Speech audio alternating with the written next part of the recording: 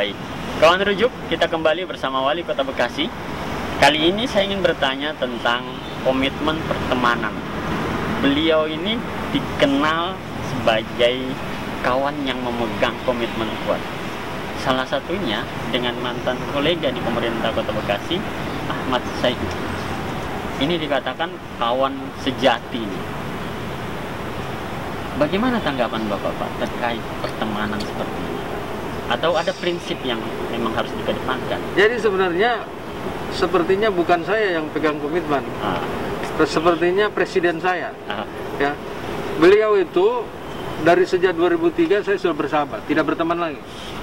Dan yang saya apresiasi luar biasa, ibu itu dengan Bu Saihu itu sampai sekarang punya komunikasi yang sangat luar biasa.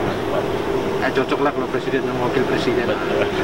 Nah, Pak Saihu itu orangnya, dia saat ada hal-hal yang dibutuhkan pada saat saya wali kota, dia datang ke saya dan dia menyampaikan, dan tidak ada sedikit pun pretensi apa-apa terhadap beliau ke saya dan saya. Susah mencari figur dan kolega seperti itu. Demi Allah saya sampaikan, sahabat saya yang paling dekat dan sahabat saya yang sama-sama kita menjalani proses itu adalah Ustadz Ahmad Saihu. Makanya saya begitu dia jadi presiden, luar biasa.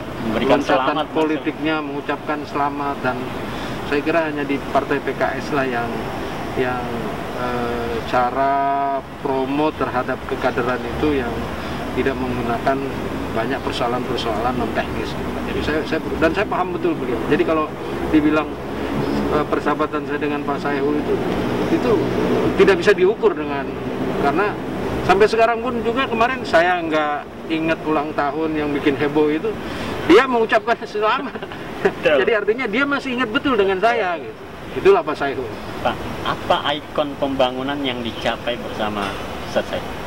Ini bagian dari Pak Saihu. Stadion megah ini bagian dari Pak Saihu 2013. Ya, terus banyak menciptakan juga hubungan ya, gedung-gedung yang sekarang ini bisa kita selesaikan. Kan pemimpin itu saat kepala daerah punya kebijakan, wali kota dan wakil wali kotanya dan kebijakan itu nge-match dalam pasangan yang serasi, akan banyak membuahkan produk-produk yang tentunya ya kita nggak bicara yang melanggar lah ya, tapi yang produk-produk yang bisa menciptakan untuk kepentingan orang banyak. Gedung imigrasi, semua kan juga produk-produk dari. Terus kartu sehat, kan zaman beliau kartu sehat itu. Betul. Setelah sekarang kita berhadapan dengan PP, dan itu harus, kita juga nggak bisa berhadapan dalam porsi hukum karena memang itu adalah undang-undang yang hierarkinya lebih tinggi, ya kita ngalah. Memang itulah produknya, bahwa kepala daerah, wali kota ya harus sejalan dengan. Pak, saya dan teman-teman tentu saja jadi penasaran, apakah hubungan baik ini kemudian cermin dari rencana politik di Kota Bekasi ke depan, Pak? Kalau politik saya dengan beliau kan sudah jauh. Ibarat saya mawar 3, dia sudah bintang 4 penuh. Artinya mungkin dari aspek keberuntungan dan apa yang digariskan dalam proses perjalanan Ustadz itu udah jauh, udah sama bumi dengan langit gitu. Tapi dalam sahabat tadi, saya nggak ingat aja ulang tahun, dia menyampaikan. Dalam konteks organisasi mungkin, Pak? Dalam konteks organisasi ya pendapat, saran. Artinya nanti ketika presiden bisa saja menentukan koalisi dengan siapa di Kota Bekasi di tahun politik berikutnya. Ya saya nggak bicara politik itu karena di Bekasi juga dinamis. Baik. Ya. Tetapi setidaknya dengan siapapun juga, tentunya politik itu kan politik yang aman, nyaman. Baik. Artinya aman dan nyaman itu adalah yang sejalan dalam sebuah pemahaman program. Baik.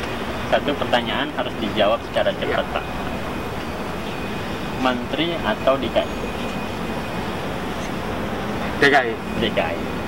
Kita sudah menemukan jawabannya, kawan rujuk podcast. Semoga ini menginspirasi.